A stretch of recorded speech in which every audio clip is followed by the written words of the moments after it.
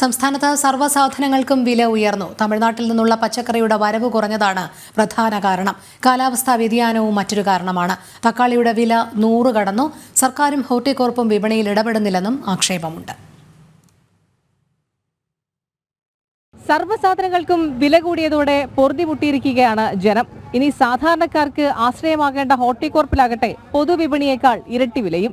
1 kilo ഉള്ളിക്ക് വരെ 100 രൂപ 110 രൂപ വരെ വിലയായി മക്കളെ. ഒരു സാധനവും വാങ്ങിച്ച് കഴിക്കാക്കൂല. 1 കിലോ ബീട്രൂട്ട് വരെ 80 രൂപ വിലയായി. ഇപ്പോഴത്തെ കാലത്ത് 1 കിലോ അരിക്ക് വരെ 50 രൂപ. പാവങ്ങൾ എങ്ങനെ ജീവിച്ചു പോകും? ഒരു കണക്കിനും ജീവിച്ചു പോകാക്കൂല. തക്കാളി, ബീൻസ്, എല്ലാ പച്ചക്കറിയും വിലയാണ്. നമുക്കൊരു സാധനം വാങ്ങിക്കാൻ പറ്റത്തില്ല. പാവപ്പെട്ടവർക്കൊന്നും വാങ്ങിച്ച് കഴിക്കാൻ പറ്റത്തില്ല. മലക്കറി കൃഷിയുണ്ട്, അപ്പോൾ കീരയൊക്കെ ഉണ്ട്. അപ്പോൾ അതിൻ്റെ കൂടെ ഇത് കച്ചവടത്തിന് കൊണ്ടുപോകാൻ വേണ്ടിയാണ് വാങ്ങിച്ചത്. അല്ലെങ്കിൽ 500 ഒരു 600 രൂപയ്ക്ക് വാങ്ങിക്കണം. ഇപ്പം 1000 1200 രൂപയാവും.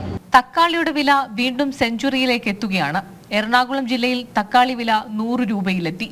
കോഴിക്കോട് തക്കാളി കിലോയ്ക്ക് 82 രൂപയും തിരുവനന്തപുരത്ത് 80 രൂപയുമാണ് ഈടാക്കുന്നത്. ഇഞ്ചിക്ക് കിലോ 40 രൂപയായി ഉയർന്നു. ബീൻസിന് നൽകണം 1 കിലോയ്ക്ക് 130 രൂപ. 25 രൂപയുണ്ടായിരുന്ന വഴുതനങ്ങയുടെ വില 40 രൂപയായി. 40 രൂപയായിരുന്ന കൈതച്ചക്കയുടെ വിലയാകട്ടെ 60 രൂപയായി ഉയർന്നു. ഇതോടെ സാധാരണക്കാരന്റെ കുടുംബ ബജറ്റ് പൂർണ്ണമായി താളം തെറ്റുകയാണ്.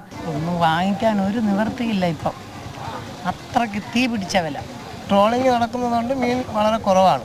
അപ്പോൾ കുറച്ച് മീനേ അവർക്ക് കിട്ടും.